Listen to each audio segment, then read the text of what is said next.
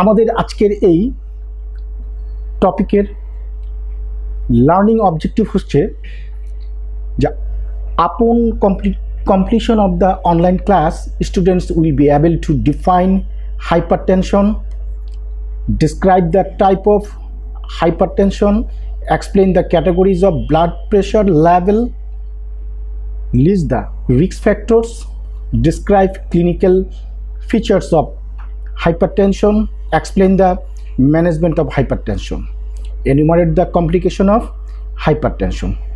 এই জিনিসগুলো আমরা আজকের ক্লাসের পরে আমরা জানতে পারবো ইনশাআল্লাহ। ইন্ট্রোডাক্টরি কিছু কথা বলতেই হয়, যেহেতু আমরা ব্লাড প্রেশার সম্পর্কে প্রথম বর্ষের সময় বিস্তারিত জেনেছি, ব্লাড প্রেশার কি এবং কিভাবে আমরা ব্লাড প্রেশার মাপতে হয় রোগীদের, এবং সেই কাজগুলো আমরা করে আসছি। তোমরা সবাই হসপিটালে প্রতিদিন রোগীদের ব্লাড প্রেশার মাপো, তারপরও আমরা জাস্ট একটু ব্লাড প্রেশার সম্পর্কে জেনে তারপরে আমরা হাইপারটেনশন সম্পর্কে বিস্তারিত আলোচনা করব। Blood pressure is the product of the amount of blood pumped by the heart each minute. এক মিনিটে একটা হার্ট কী পরিমাণ ব্লাডকে পাম্প করছে, কি প্রেশারে সে পাম্পগুলি করা হচ্ছে, এই প্রেশারটাকে বলা হয় blood pressure.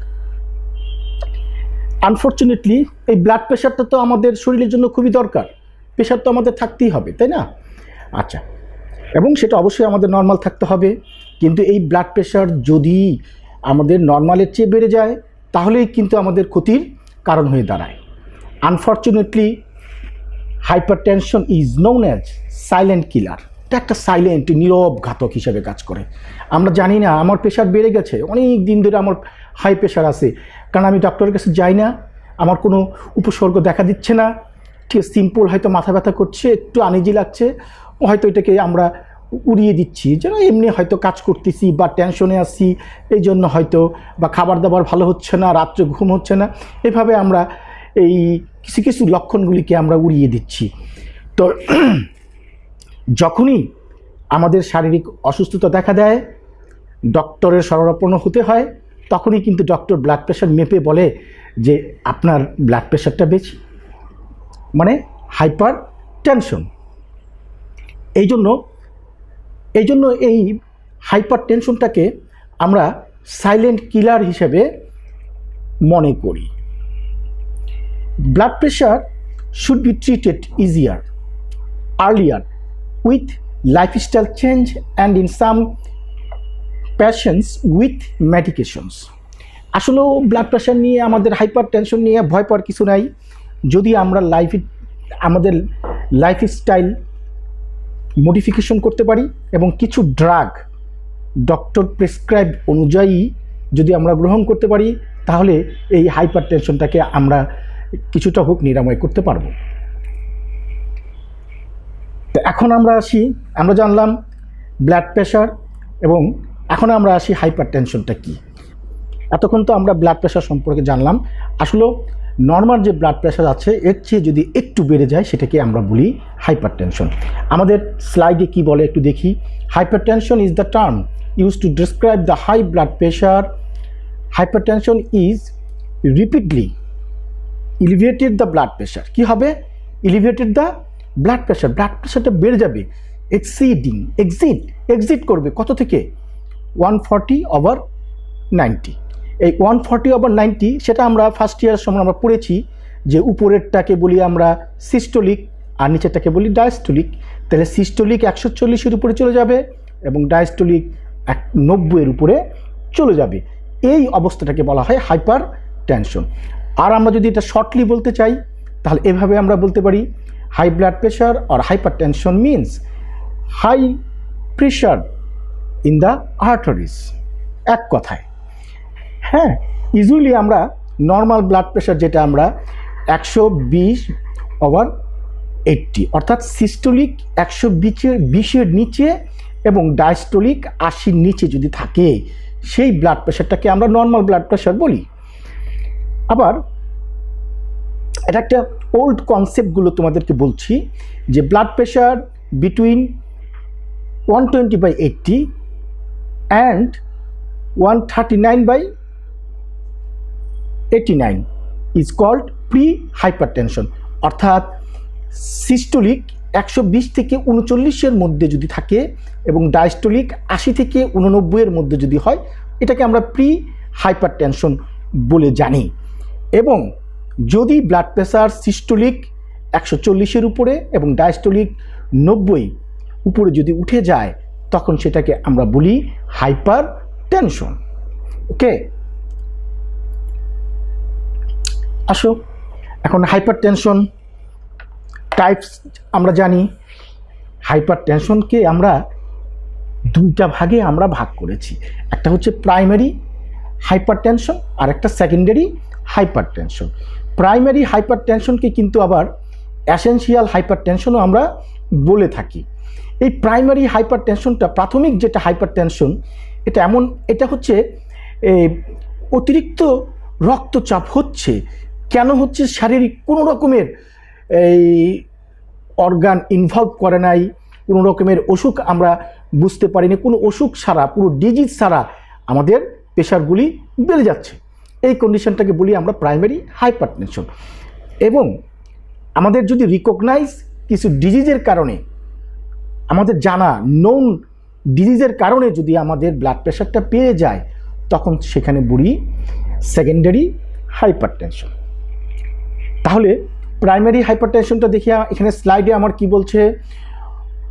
For most adults there is no identifiable cause of hypertension. কোনো রকমের আমরা আইডেন্টিফাই করতে পারি না যে কেন আমাদের এই ব্লাড প্রেশারটা বাড়ছে। This type of blood pressure called essential hypertension. এই রকমের ব্লাড প্রেশারকে বলা হয় এসেনশিয়াল হাইপার টেনশন অথবা primary hypertension. Tend to develop the gradually over many years. এটা অনেক দিন ধরে আমাদের এরকমের উচ্চ রক্তচাপ হচ্ছে, অথচ কোনো রোগের কারণে, আমাদের অজানা কোনো কারণে এই প্রেশারগুলো, আমাদের ব্লাড প্রেশারটা আমাদের বেড়ে যাচ্ছে। এই কন্ডিশনটাকে আমরা বলি কি primary hypertension. Primary hyper tension. এবার আসি সেকেন্ডারি হাইপার টেনশন। যে স্যার আমি বললাম যে যদি রিকগনাইজ আমাদের জানা কোনো রোগের কারণে আমাদের এই রক্তচাপটা বেড়ে যায়, তখনই সেটাকে আমরা বলবো secondary hyper tension. Secondary hyper tension. দেখো কিডনি প্রবলেমস, আমরা কিডনি ফাংশন আমরা অ্যানাটমি ফিজিওলজিতে পড়েছি। কিডনি আমাদের ব্লাড প্রেশারকে নিয়ন্ত্রণ রেগুলেট করে, তাই না? কিডনিতে যদি কোনো সমস্যা হয় তখন আমাদের প্রেশার বেড়ে যায়। কারণ আমাদের নোন কেস, এই যে কোনো রকমের ডিজিজের কারণে যে প্রেশারটা বাড়ছে, সেটাকে বলি আমরা সেকেন্ডারি হাইপার টেনশন। তারপরে অ্যাড্রিনাল গ্ল্যান্ড টিউমার, তারপরে আরও কিছু আছে certain defect in the blood vessels, you are born in congenital. আমরা কনজেনিটাল জন্মগতভাবে যদি আমাদের ব্লাড ভেসেলের কোনো রকমের সমস্যা নিয়ে আমরা জন্মাই, সেক্ষেত্রে হতে পারে, তাই না? তারপরে অনেক সময় ব্লাড ভেসেলগুলো আমাদের কি হয়ে যায়, ভিতরে কোলেস্ট্রল জমে, প্ল্যাক জমে, সেটা চিকন হয়ে যায়, ন্যারোয়িং হয়ে যায়, আর ন্যারোয়িং হয়ে গেলে সেখানে প্রেশার বেড়ে যায়। হ্যাঁ, কিছু আবার certain medication such as birth control পিল, আমরা বার্থ কন্ট্রোল পিল যে আমরা খাই মেয়েরা, সেটাতেও আমাদের, কারণ জানা কথা এই বার্থ কন্ট্রোল পিল খেলে আমাদের প্রেশার বাড়তে পারে, ঠিক আছে? তারপরে কোল্ড রেমিডিজ, আমাদের ঠান্ডা কাশির জন্য আমরা কিছু ওষুধ খাই, তাই না? কফের সিরাপগুলি খাই, এই সিরাপগুলি খেলেও সেখানেও আমাদের কি করতে পারে, আমাদের প্রেশারটা বাড়তে পারে। Over the counter pain reliever, কিছু পেইন রিলিভার আমরা ব্যবহার করি আমাদের এই কিনা ব্যথামুক্ত করার জন্য, ওই ড্রাগ ব্যবহার করি। এই ড্রাগ কিছু ব্যবহার করলে ওগুলি খেলেও আমাদের ব্লাড প্রেশার বাড়তে পারে। আর কিছু ইলিগেল ড্রাগস, সেটা তো তোমরা জানোই, কোকেইন, তারপরে অ্যাম্ফেটামিনস ইত্যাদির কারণে আমাদের, অর্থাৎ নোন কেসের কারণেই যদি আমাদের ব্লাড প্রেশারটা বাড়ে, তখন সেটাকে আমরা বলবো কি সেকেন্ডারি হাইপার টেনশন। তাহলে আমরা দুইটা টাইপ আমরা জানলাম, একটা প্রাইমারি হাইপার টেনশন আর একটা হচ্ছে সেকেন্ডারি হাইপার টেনশন। প্রাইমারি হাইপার টেনশনটা যেটা হচ্ছে অজানা কারণে, আমরা জানি না, কোনো কারণ ছাড়া সে আমাদের কি হচ্ছে, প্রেশারগুলো বাড়ছে। আর জানা নোন কেসের কারণে আমাদের যে প্রেশারটা বাড়ছে সেটাকে বলি আমরা সেকেন্ডারি হাইপার টেনশন। ওকে, ক্লিয়ার? এইবার আসো ক্যাটাগরি। আমরা এই ব্লাড প্রেশারটাকে আমরা কি কি ক্যাটাগরিতে আমরা ডিসক্রাইব করতে পারি।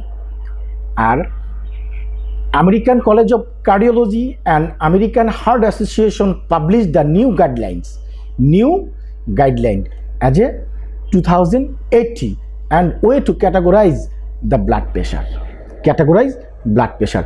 ওই যে আমি তোমাদের প্রথমেই ডেফিনেশন বলতে আমরা বলছিলাম যে প্রি হাইপারটেনশন, তাই না? এটা একটা ওল্ড কনসেপ্ট, আমরা ইজিলি জানতাম, কিন্তু বর্তমানে যে আমেরিকান হার্ট অ্যাসোসিয়েশন আছেন তারা এই গাইডলাইনকে নতুন একটা গাইডলাইন আমাদেরকে দিছে, কিছু মডিফাই করা হয়েছে করে ওই প্রি হাইপারটেনশন কথাটাকে আমাদের কি করা হয়েছে, বাদ দেওয়া হয়েছে। তাহলে দেখি আমেরিকান কলেজ অফ কার্ডিওলজি এবং আমেরিকান হার্ট অ্যাসোসিয়েশন কি গাইডলাইন দিয়েছেন এই ব্লাড প্রেশারকে ক্যাটাগরাইজ করতে।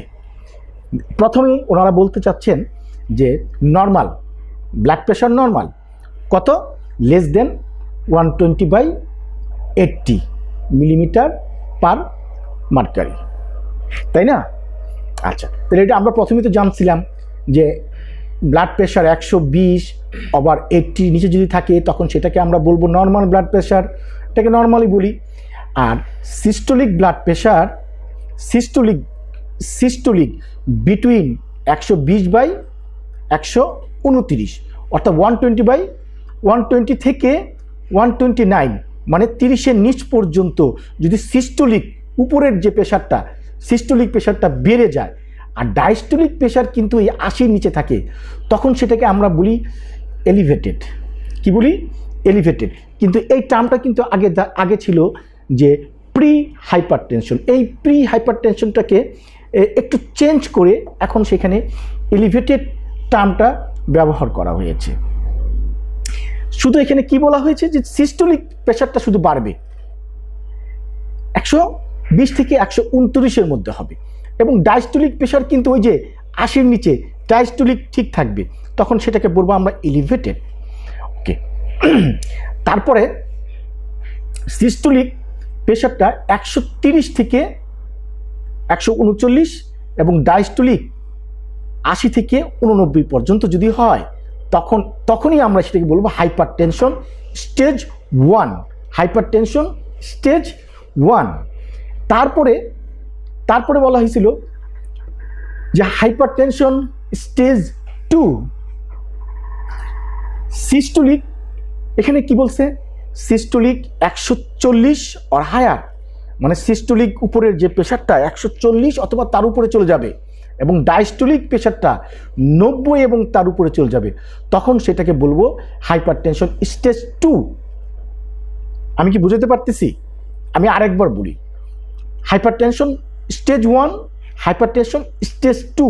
হাইপারটেনশন স্টেজ 1-এর মধ্যে বলছে যে সিস্টোলিক প্রেশার বিটুইন 130 থেকে 139 পর্যন্ত যদি হয় তখন, এবং ডায়াস্টোলিক প্রেশার 80 থেকে 89 পর্যন্ত যদি হয় তখন সেটাকে বলবো আমরা হাইপারটেনশন স্টেজ 1।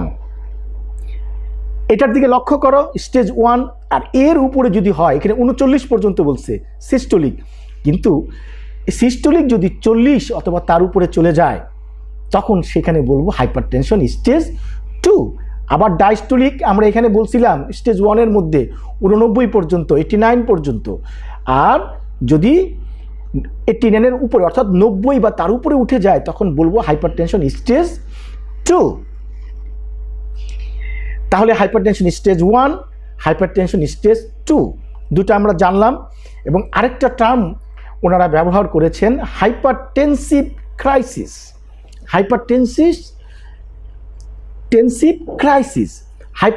ক্রাইসিসটা কি?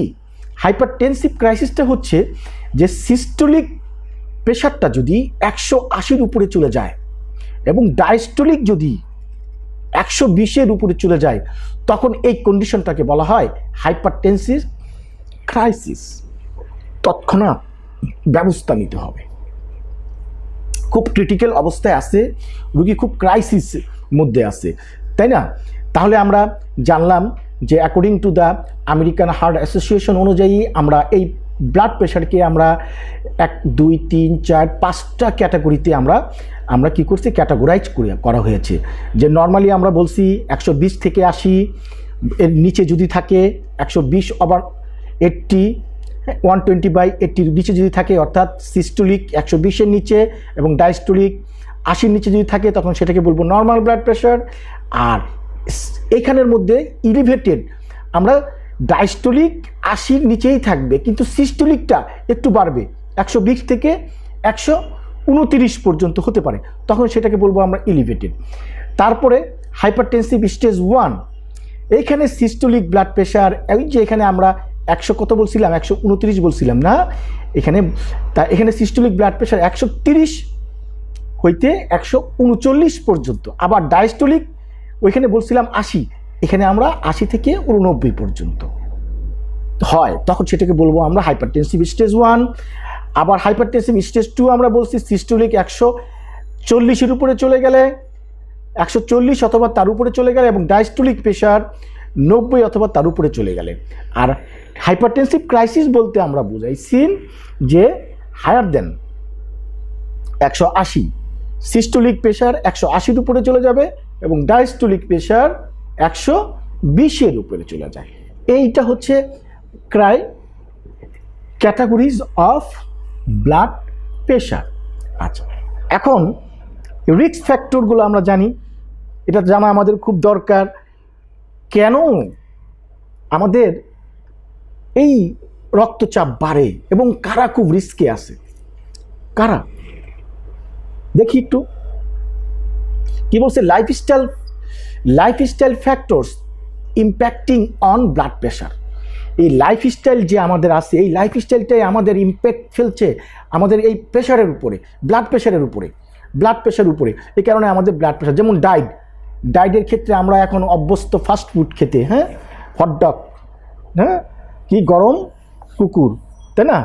তারপরে আমরা কি বার্গার খাই, বিরিয়ানি খাই, হাজির বিরিয়ানি, হ্যাঁ, কত রকমের খাবার, ফ্যাটি খাবারটাকে আমরা পছন্দ করি, তাই না? এই ফ্যাটি খাবারটা পরিহার করা উচিত। এই ফ্যাটি খাবার, বেশি রকমের ফ্যাটি খাবার খেলে আমাদের শরীরের মধ্যে ফ্যাটের পরিমাণটা জমে এবং এই কোলেস্টেরলগুলো আমাদের ভ্যাসেলের ভিতরে ঢুকে ব্লাড ভ্যাসেলেরকে ন্যারো করে দেয়, আর ন্যারো করে দিলে তখন আমাদের প্রেশার বাড়ে।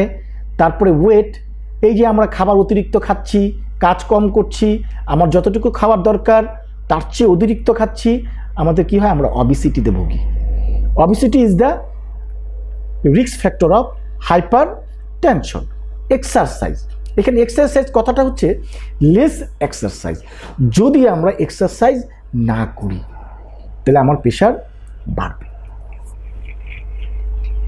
তারপরে বলছে অ্যালকোহল কনজামশন, যারা অ্যালকোহল খায়, হ্যাঁ, স্মোকিং, অ্যালকোহল যারা কনজিউম করে, ঠিক আছে, তামাক পাতা, তারপরে আরও অনেক এখন কত রকমের নাম আসছে, তাই না?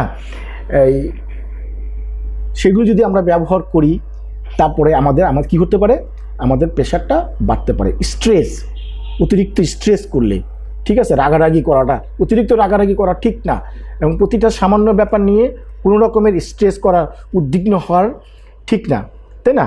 আচ্ছা, আর বেশি রকমের চিন্তাভাবনা করবা, বেশি উদ্বিগ্ন হবা এবং বেশি রাগারাগি করবা, তাহলে আমাদের প্রেশার বাড়তে পারে। এই যে লাইফস্টাইল, এই লাইফস্টাইলগুলোকে আমরা পরিবর্তন করতে পারি কিন্তু, তাই না? এই পরিবর্তন করতে পারলেই কিন্তু আমাদের প্রেশারটা আমরাকে কন্ট্রোল রাখতে পারি। তারপরে কিছু এজ ফ্যাক্টর আছে, এজ ফ্যাক্টর যেমন the risk of high blood pressure increase as your age. Women are more likely to develop high blood pressure after menopause, তাই না? তাহলে এজের ক্ষেত্রেও কিছু আছে, এজ যত বাড়বে আমাদের প্রেশার তত বাড়বে। আরেকটা কথা এখানে বলা হয়েছিল, ওমেনরা বেশি হাই ব্লাড প্রেশারে, হাইপার টেনশনে ভুগে কখন, আফটার ম্যানোপোজ। ম্যানোপোজের অর্থ তোমরা সবাই জানো। তারপরে কিছু রেস, হ্যাঁ, high blood pressure is particularly common among the black people, যে একটু কালো পিপলরা আছে তাদের মধ্যে এই প্রেশারের হাই প্রেশারটা একটু বেশি হয়। যেমন আমরা যেটাকে বাংলায় বলি, যেটাকে কি নিগ্রো বলি, তাই না? আফ্রিকান আমেরিকান যেগুলো আছে, হ্যাঁ, তাদের প্রেশারটা মূলত একটু বেশি থাকে এবং তারা খুব রিস্কে থাকে। তারপরে বিং ওভারওয়েট অর অবেজ, যদি আমরা ওভারওয়েট হয়ে যাই আমাদের নর্মাল যে ওয়েটের চেয়ে, তখনই আমাদের প্রেশারটা বাড়তে পারে। নট বিং ফিজিক্যালি অ্যাক্টিভ, যদি আমরা ফিজিক্যালি অ্যাক্টিভ না হই, তো আমরা নিজেরা কাজ করতে চাই না, তো আমরা নট বিন ফিজিক্যাল অ্যাক্টিভ। যেমন আমরা কি করি, যে আমরা এই যে এখানে বসে আমরা কথা বলছি, তাই না? বিশেষ করে তোমাদের মেয়েদের মধ্যে এই জিনিসটা বেশি আমরা লক্ষ্য করে থাকি। সামনে গ্লাসটা, সে 2 পাও বাড়ালে কিন্তু গ্লাসটা নিতে পারে, সে আরেকজনকে বলে ওই গ্লাসটা দে, ঠিক আছে, ওই কাপড়টা দে, ওই উন্নাটা দে, ঠিক আছে। এই যে আমরা বসে লেজি, কাজগুলো কম করি, আর এই জন্যই কিন্তু আমাদের শরীরের ক্ষমতাটা কমে যাচ্ছে। তারপরে আরেকটা জিনিস আমাদের খেয়াল করতে হবে, যা আমরা এখান থেকে বাজারে যাব বা এখান থেকে সামনে থেকে আমরা হসপিটাল থেকে আমরা ইনস্টিটিউট যাব, অল্প একটু জায়গা, হাঁটলে 2 মিনিট, আমরা কিন্তু রিক্সা দিয়ে চলে আসি। এই জিনিসগুলো করা ঠিক না। আর এই ইনঅ্যাক্টিভের কারণেই আমাদের ব্লাড প্রেশার বাড়ার রিস্কগুলো বাড়ছে। নিজের কাজ নিজে করব, অ্যাক্টিভ থাকব, আর যদি আমরা ফিজিক্যাল এক্সারসাইজগুলো ঠিকমতো করতে পারি এবং কায়িক পরিশ্রম যদি করি, তাহলে আমাদের প্রেশারটা নিয়ন্ত্রণে থাকবে বলে আমি বিশ্বাস করি। এতক্ষণ আমরা জানলাম রিস্ক ফ্যাক্টরগুলো, এখন আমরা জানবো আসলে এই ব্লাড প্রেশার যদি বেড়ে যায়, হাইপার টেনশন হয়, তাহলে আমরা কিভাবে বুঝবো? আসলে প্রথমেই আমরা ডেফিনেশন বলার সময় কিন্তু বলেছিলাম, ব্লাড প্রেশার কিন্তু আমরা বেড়ে গেলে কিন্তু তেমন আমরা বুঝতে পারি না, এটাকে একটা সাইলেন্ট কিলার বলা হয়। অনেক দিন ধরে এই প্রেশার বাড়তে বাড়তে আমাদের বিভিন্ন রকমের বডির মধ্যে কমপ্লিকেশন দেখা দিতে পারে। তবে মূলত কিছু সিমটমস যেগুলি আমরা দেখি, যেমন বিপি যখন মাপি তখনই আমরা বুঝতে পারি যে আমার প্রেশারটা বাড়ছে। এতদিন আমার শরীর ভালো লাগে নাই, মাথা ব্যথা করতো, শরীরটা খুব ঝিমাতো, খারাপ লাগতো, অস্থির লাগতো, হ্যাঁ, হঠাৎ করে একদিন হয়তো মাথা ঘুরে আমি পড়ে গেছি, আমাকে নিয়ে ডাক্তারখানায় গেল, আর ডাক্তার যখন মেপে দেখলো আমার প্রেশার বেশি, অথচ ওই দিন প্রেশার বেশি না, এই প্রেশারটা অনেক দিন ধরেই আমার বেশি ছিল, কিন্তু আমি কখনো মাপিনি। তারপরে বলছে অ্যানজাইনা পেইন, আমাদের অ্যানজাইনা, আমার বুকে ব্যথা হতে পারে। তারপরে কি হতে পারে, ইন্টারমিটেন্ট ক্লাউডিকেশনটা হচ্ছে অ্যানজাইনা পেইন। আরেকটা টার্ম আমরা কি ব্যবহার করলাম, যে ইন্টারমিটেন্ট ক্লাউডিকেশন কি? এটা ইন্টারমিটেন্ট ক্লাউডিকেশনটা হচ্ছে, দেখো আমার পায়ের মধ্যে যেমন ব্যথা হচ্ছে, কাপ মাসেলগুলো খুব চাপ দিচ্ছে, তাই না, খুব অস্থিরতা লাগছে, এই যে অবস্থাটাকে বলা হয় ইন্টারমিটেন্ট ক্লাউডিকেশন। এরপরে আসি রেটিনাল হ্যামারেজ। রেটিনা, আমার প্রেশার যখন বেড়ে যাবে, এই রেটিনার মধ্যে কিন্তু ক্ষুদ্র ক্ষুদ্র কি থাকে, ক্যাপিলারিজগুলো থাকে, সেখান থেকে কিন্তু ওগুলি ক্যাপিলারিজগুলি ফুলে যায়। অনেক সময় কিন্তু এখানে মাইক্রো ব্লিডিং হয়, চোখের স্ক্লেরাগুলো লাল হয়ে যায়, তাই না? আবার মূলত এটা এফেক্ট করে গিয়ে কোথায়, রেটিনার মধ্যে। Retinal vascular damage caused by hypertension. Intermediate ক্লাউডিকেশনটা আমরা বুঝে ফেললাম, রেটিনাল হ্যামারেজটাও বুঝলাম। তারপরে কি হতে পারে, severe occipital headache with নাউসিয়া and vomiting. কি হতে পারে, সিভিয়ার অক্সিপিটাল মানে পিছনের দিকে, আমি তো পড়েছিলাম না, সামনেরটাকে ফ্রন্টাল বলি, পিছনেরটাকে অক্সিপিটাল বলি। পিছনের দিকে আমাদের কি হবে, ব্যথা হবে, নাউসিয়া বমি ভাব হতে পারে, বমি হতে পারে, ড্রাউজিনেস হতে পারে, অ্যাংজাইটি থাকতে পারে, ঠিক আছে। অ্যান্ড মেন্টাল ইম্পেয়ারমেন্ট, অর্থাৎ মানসিকভাবে তার চিন্তাভাবনাগুলো, তারপরে কথাগুলো কেমন ভুলে যাচ্ছে, কথাগুলো এলোমেলো হচ্ছে, হ্যাঁ, এরকম একটা অবস্থার সৃষ্টি হবে যদি প্রেশারটা বেড়ে যায়। তারপরে আরেকটা কি হতে পারে, পলিইউরিয়া, ঘন পলি মানে বেশি, ইউরিয়া মানে প্রস্রাব, বেশি প্রস্রাব হতে পারে। দেখো একটা জিনিস খেয়াল করে দেখো, আমাদের সাথে মিলিয়ে দেখো, তোমাদের সাথে মিলিয়ে দেখো, যখন এই পরীক্ষার জন্য যাও বা ভাইবার জন্য যাও, তখন কি হয়, তখন আমাদের কি হয়, শরীরের প্রেশারটা বেড়ে যায়। আর বেশি গেলে কি হয়, বারবার আমাদের ওয়াশরুমে দৌড়াতে হয় নাকি। তারপরে আরেকটা জিনিস হতে পারে নকচুরিয়া, অর্থাৎ রাতের বেলা প্রস্রাব ধরতে ঘুম ভেঙে যেতে পারে, ঠিক আছে। তারপরে protein and RBC May present in the urine. Protein এবং আরবিসি রেড ব্লাড সেল আমরা আমাদের কি করতে পারি, ইউরিনে পেতে পারি। কারণ অতিরিক্ত প্রেশারের কারণে যেমন আমাদের কিডনি সাকুন হচ্ছে না, হ্যাঁ আমরা জানি কিডনিতে কোথায়, গ্লুমেরুলায় গিয়ে, নেফ্রনের গ্লুমেরুলায় গিয়ে সাকুন হচ্ছে, সেখান থেকে অতিরিক্ত প্রেশারের কারণে আমাদের কিছু আরবিসিগুলো চলে আসতে পারে। তারপরে কি হতে পারে, ডিসনিয়া আপন এক্সারশন, অর্থাৎ আমাদের কি করতে হয়, ডিসনিয়া শ্বাসকষ্ট হতে পারে কখন, যখন এক্সারশন আমরা কোনো কাজ করি, এমনি আমাদের শ্বাসকষ্ট নাই, যখনই আমরা কিছু কাজ করি, হাঁটা চলাফেরা করি, ঠিক আছে, তখনই আমাদের শ্বাসকষ্টটা হতে পারে। ইভেন আমাদের ইডিমা অফ দ্য এক্সট্রিমিটি, আমাদের হাতে পায়ে পানিও আসতে পারে। আমরা ক্লিনিক্যাল ফিচারটা জানলাম, যদিও আমরা এই হাইপার টেনশনকে একটা সাইলেন্ট কিলার হিসেবে বলছিলাম, তারপরেও আমাদের কিছু কিছু সিমটমস আমাদের থাকে। যেমন আমরা কি বললাম, আমরা রুগীর কাছে গিয়ে যখন আমরা নিজে যখন রুগী হয়ে যাই, যখন আমরা হসপিটালে যাই কোনো কারণে, তখনই প্রেশারটা মেপেই বলা হয় ডক্টর যে আপনার প্রেশার বেশি। আচ্ছা, তারপরে আমরা কিছু কি হয়, অ্যানজাইনা, পেইন, ব্যথা হতে পারে। তারপরে ইন্টারমিডিয়েট ক্লাউডিকেশন বললাম, পায়ের মধ্যে কামড়াবে, মাসিলগুলো চাবাবে, এগুলি ব্যথাগুলো হতে পারে। তারপরে রেটিনাল হ্যামারাজের কথা বললাম। তারপরে আরেকটা জিনিস বললাম, সিভিয়ার অক্সিপিটাল পেইন, অক্সিপিটাল, এটাকে ফ্রন্টাল বলি, এটাকে অক্সিপিটাল। এই হাই প্রেশার, যখন প্রেশারটা বেড়ে যাবে তখন আমার অক্সিপিটালে আমাদের কি হবে, পেইন হতে পারে। তারপরে এই সাথে সাথে আমাদের নাউসিয়া হতে পারে, ভমিটিং হতে পারে, ড্রাউজিনেস হতে পারে, হ্যাঁ, তারপরে অ্যাংজাইটি হতে পারে, মেন্টাল ইম্পায়ারমেন্ট হতে পারে। আরেকটা কথা বললাম তোমাদেরকে, যেটা পলি ইউরিয়া, ঘন ঘন প্রস্রাব হতে পারে, নকচুরিয়া হতে পারে। নকচুরিয়ার অর্থটা আমি তোমাদেরকে বলছি যে প্রস্রাবের কারণে ঘুমায় আসে, রাতের বেলা আমাদের ঘুম ভেঙে যায়। তারপরে এই প্রস্রাবের সাথে কিছু প্রোটিন এবং আরবিসি যেতে পারে। তারপরে ডিসনিয়া, শ্বাসকষ্ট হবে, এমনি বসে থেকে কাজ করছে শ্বাসকষ্ট নাই, কথাবার্তা শ্বাসকষ্ট নাই, যখনই কোনো কাজ করতে যাচ্ছে, একটু হাঁটা চলাফেরা করতে যাচ্ছে, তখনই তার শ্বাসকষ্ট আরম্ভ হচ্ছে। ইভেন সামটাইম আমাদের এক্সট্রিমিটির মধ্যে, এক্সট্রিমিটি মানে হাত পায়ের মধ্যে পানি জমতে পারে, ফুলে যেতে পারে।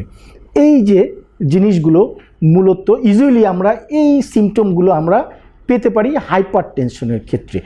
আর হাইপার টেনশনটা মাপার একমাত্র উপায় হচ্ছে কি করা, স্ফিগমো ম্যানোমিটার দিয়ে আমাদের প্রেশারটাকে মাপলেই আমরা বুঝবো যে আমার প্রেশার বেড়েছে, হাইপার টেনশন হয়েছে। তো আমরা জানলাম ক্লিনিক্যাল ফিচারগুলো। এখন এই হাইপার টেনশনটা কীভাবে নিয়ন্ত্রণ করতে পারি এবং এর চিকিৎসা কি।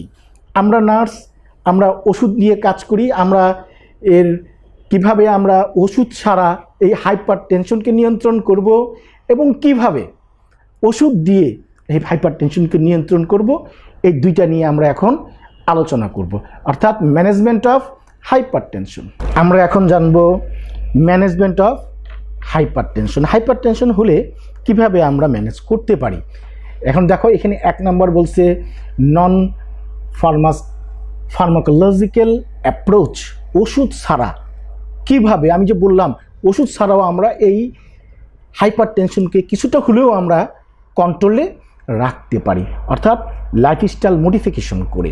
কিভাবে লাইফস্টাইল মডিফিকেশন করব, আমরা খাবারটাকে কিছু চেঞ্জ করতে হবে, স্মোকিং বন্ধ করতে হবে, রেগুলার এক্সারসাইজ করতে হবে, ওয়েট কমাতে হবে, রিল্যাক্স থাকতে হবে, তাই না। অর্থাৎ যে কারণগুলির জন্য আমাদের প্রেশার বাড়ছে, হাইপারটেনশন হচ্ছে, সেই কারণগুলিকে আমরা কি করব, বন্ধ করার চেষ্টা করব। যেমন ডায়েটের ব্যাপারে বলা হয়েছিল রেস্ট্রিক্টেড অফ সল্ট, হ্যাঁ, লেস দেন 6 গ্রাম পার ডে, লেস দেন, ঠিক আছে। সল্ট বেশি খাওয়া যাবে না, কেন? সল্ট যেটা কি আমার শরীরের মধ্যে ফ্লুইডের পরিমাণকে ধরে রাখে, তারপরে বলছি কি avoid fatty food and diet rich in fruit and vegetables. Avoid fatty food অর্থাৎ ফ্যাট জাতীয় খাবার তোমাদেরকে খেতে নিষেধ করা হয়েছে, কিন্তু আমাদেরকে খাবার খেতে বলা হয়েছে সবচেয়ে বেশি আমরা খাবো ফ্রুট অ্যান্ড ভেজিটেবলগুলি খাবো। এই ফ্রুট এবং ভেজিটেবলগুলি খেলে আমাদের এই প্রেশারটাকে আমরা কিছুটা হোক নিয়ন্ত্রণ করতে পারবো। তারপরে reduce the heavy alcohol consumption, আমরা যে হেভি অ্যালকোহল যারা খাই আমাদের এই জিনিসগুলো কমায় আস্তে আস্তে কমায় আনতে হবে এবং শেষ আমাদের বন্ধ করে দিতে হবে। Add potassium or oily fish, খাবারের মধ্যে আমরা পটাশিয়াম জাতীয় পদার্থ আমরা যেখানে আছে, যেই খাবারের মধ্যে আছে সেই খাবারগুলো খাবো এবং অয়েলি ফিশগুলি আমরা খেতে পারবো। ঠিক আছে, এরপরে বলা হয়েছে স্টপ স্মোকিং, রেগুলার এক্সারসাইজ। তারপরে বলছে রেগুলার এক্সারসাইজের কথার মধ্যে brisk walking at least 30 minute. এই ওয়াকিং বানানটার মধ্যে এল হবে একটা, তোমরা লিখে নিও আর কি, typing mistake. Brisk walking at least 30 minute per day. Brisk মানে কি? ব্রিস্ক মানে হচ্ছে আমরা যে নর্মাল যে হাঁটছি, নর্মাল যে আমরা চলাফেরা মানুষের সাথে কথা বলতে বলতে হাঁটতেছি, এটা আমার নর্মাল ঘরের মধ্যে হাঁটতে, এটা নর্মাল হাঁটা। এই হাঁটা না, ব্রিস্ক হাঁটা হচ্ছে নর্মালের চেয়ে একটু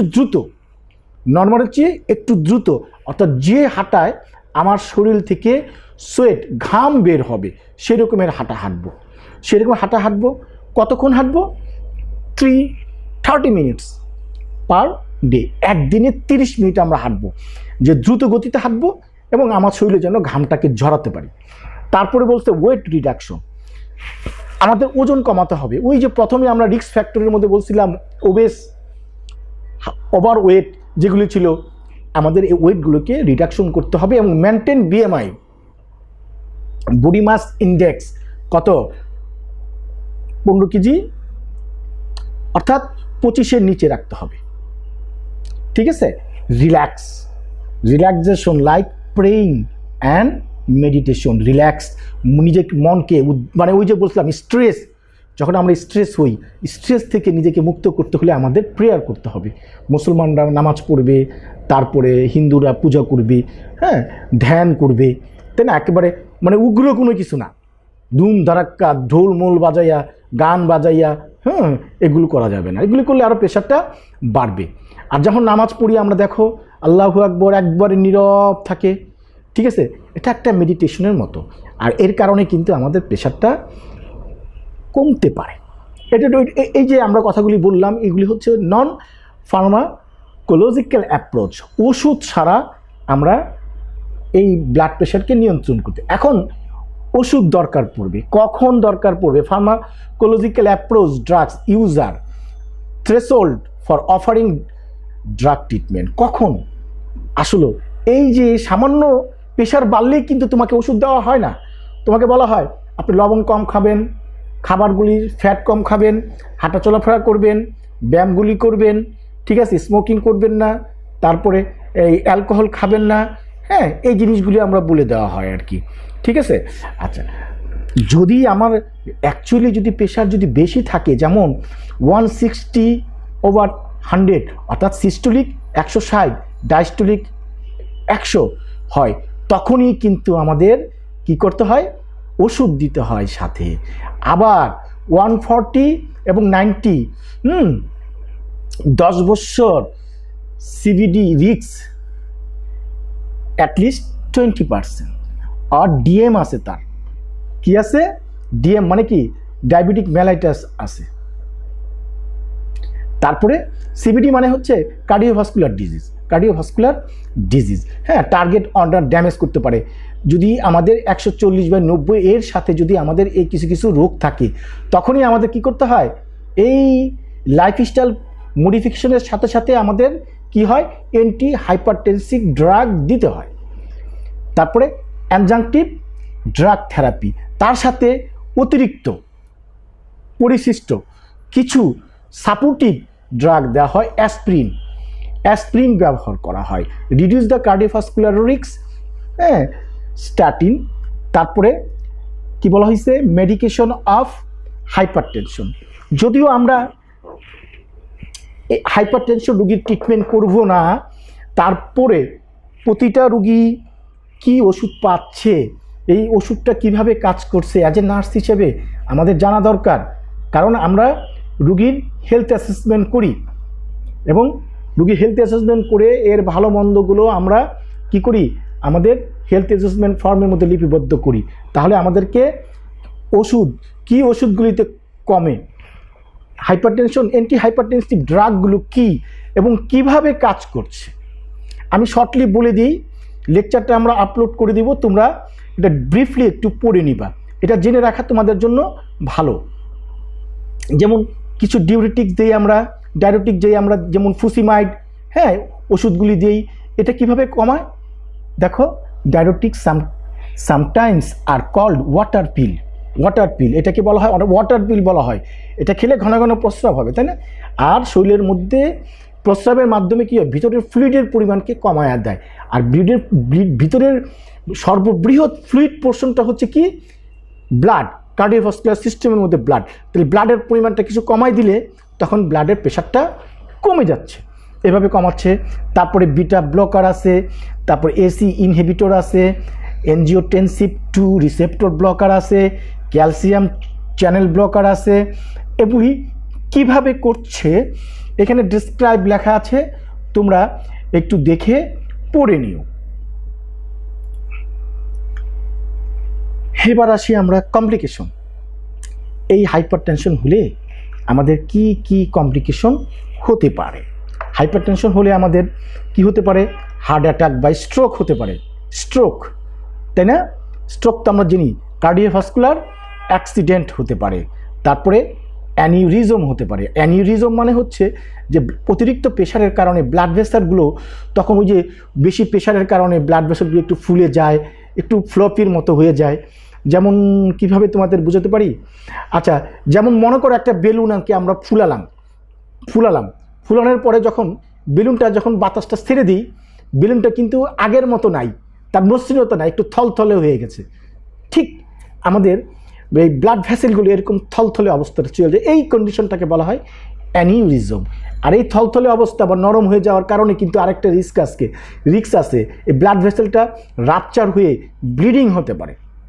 আর এই ব্লিডিংটা যদি আমার ব্রেনে হয় তাহলে তখন আমরা বলবো হ্যামারেজিক সিভিএ অর্থাৎ স্ট্রোক বলবো। তারপরে হার্ট ফেলিউর হতে পারে অতিরিক্ত প্রেশারের কারণে হার্টের মধ্যে চাপ পড়তে হার্ট একসময় দুর্বল হয়ে হার্ট ফেল করতে পারে। Weakened and narrowing blood vessel in your kidney, অতিরিক্ত ব্লাড প্রেশারের কারণে আমাদের কিডনির মধ্যে যে ব্লাড ভেসেলগুলো আছে, রেনাল আর্টারি এবং ভেনগুলো, যে আমরা ক্যাপিলারিগুলো আছে, আর্টারিওলসগুলো আছে, ওগুলো কি হয়ে যেত, ন্যারোইং হয়ে যেতে পারে। তার একটা কথা বললো, thickened narrow intron blood vessel in the I. এই যে আয়ের কথা বললাম, আমার চোখের মধ্যে ক্যাপিলারিসগুলা, হ্যাঁ, স্ক্লেরা যেটা সাদা পোর্শনের মধ্যে দেখবা, ওইখানে দেখলে দেখা যায় যে চিকন ক্যাপিলারিগুলা কি হয়ে গেছে, মোটাও হয়ে গেছে। তারপরে ফেটে ওইখান থেকে মাইক্রো ব্লিডিং হচ্ছে, ঠিক আছে। আরেকটা কি হতে পারে, trouble with memory and understanding. তা আমাদের মেমোরি, তাই না, মেমোরিটা কিছুটা আমাদের অ্যাফেক্ট করবে এবং কিছুটা বুঝতে আমাদের একটু কষ্ট হবে, আমরা একটু ডিলে হবে, ঠিক আছে। এই সমস্যাগুলো আমাদের হতে পারে কমপ্লিকেশনের মধ্যে। তা আজকে আমরা মোটামুটি এই হাইপারটেনশন সম্পর্কে আমরা জানলাম। আমাদের এই নির্ধারিত স্বল্প সময়ের মধ্যে আমরা আমাদের সাধ্যমতো আমরা চেষ্টা করেছি হাইপারটেনশনটা সম্পর্কে আলোচনা করতে। আমরা হাইপারটেনশন কি, কাকে বলি, হাইপারটেনশন কত প্রকার, কি হাইপারটেনশন ক্যাটাগরাইজগুলি করলাম আমরা, ঠিক আছে, আমেরিকান হার্ট অ্যাসোসিয়েশন অনুযায়ী। তারপরে আমরা রিস্ক ফ্যাক্টরগুলো পড়লাম, এরপরে আমরা পড়লাম ক্লিনিক্যাল ফিচার্সগুলো পড়লাম, এরপরে আমরা কি পড়লাম, যে ম্যানেজমেন্ট। এই ম্যানেজমেন্টের ক্ষেত্রে আমরা দুই রকমের ম্যানেজমেন্ট পড়লাম, একটা ফার্মাকোলজিক্যাল অ্যাপ্রোচ আর নন ফার্মাকোলজিক্যাল অ্যাপ্রোচ। হ্যাঁ, ফার্মাকোলজিক্যাল অ্যাপ্রোচগুলির মধ্যে অনেকগুলো মেডিসিন আমি তোমাদেরকে দেখাই দিলাম, এই নোটগুলো আপলোড করা থাকিয়ে তোমরা এই ওষুধগুলো কিভাবে আমার প্রেশারকে কমাচ্ছে সেটা মোটামুটিভাবে একটা শর্ট নোট লেখা আছে, তোমরা দেখে বুঝে নিবা। পরিশেষে আমরা দেখলাম আমরা এই কমপ্লিকেশন সম্পর্কে জানলাম, যে হাইপার টেনশন যদি থাকে আমাদের কি কি কমপ্লিকেশন হতে পারে। আমাদের এই ক্লাসগুলো আমরা তোমাদের জন্য করা হচ্ছে এবং আমি আশা করি তোমরা সবাই ক্লাসগুলো ভালো করে দেখে, দু একবার করে দেখে বুঝে পড়বা এবং ক্লাসটা করার পর এরপরে আমরা সবাই থার্ড ইয়ার, তাই না? আমরা থার্ড ইয়ারে ক্লাস করছি, আমরা first year second year nursing process থেকে শুরু করে সব কিছু করেছি, নার্সিং কেয়ার দিয়েছি, এই রোগীগুলো হসপিটাল দেখেছি। তাহলে এই হাইপার টেনশন রুগীর কি নার্সিং কেয়ার হতে পারে, এটার একটা রিটেন অ্যাসাইনমেন্ট তোমরা লিখবা, নট লেস দেন 100 ওয়ার্ডস, 100 ওয়ার্ডের জন্য নিচে নয়, কারণ তোমরা সবাই থার্ড ইয়ার। এই 2 দিন পরে তোমরা একজন senior staff nurse, second class gazetted officer হিসেবে সরকারি হসপিটালগুলিতে জয়েন করবা। আমি আশা করব তোমরা সবাই এই অ্যাসাইনমেন্টটা তৈরি করে আমাদেরকে এই যে আমাদের মুক্ত পাঠ যে আমাদের এই প্ল্যাটফর্ম আছে আমাদের বাংলাদেশ নার্সিং অ্যান্ড মিডওয়াইফারি কাউন্সিলের, এখানের মধ্যে 1 সপ্তাহের মধ্যে উইথিন 1 উইকের মধ্যে এই অ্যাসাইনমেন্টগুলি তোমরা হাতে লিখে নিচে তোমাদের হাতে তোমাদের নাম, তোমাদের ইনস্টিটিউট, তোমাদের class roll, BNMC student registration, তোমাদের যে স্টুডেন্ট রেজিস্ট্রেশন যেটা আছে, স্টুডেন্ট আইডি, হ্যাঁ, এবং মোবাইল নাম্বার লিখে মোবাইল দিয়ে উঠিয়ে জিপিজি বা পিডিএফও তুমি এই কমেন্ট বক্সের মধ্যে আপলোড করব, আমরা এটা দেখে ইভ্যালুয়েশন করব। ধন্যবাদ সবাইকে আমাদের সাথে থাকার জন্য, সবার জন্য শুভকামনা। আসসালামু আলাইকুম।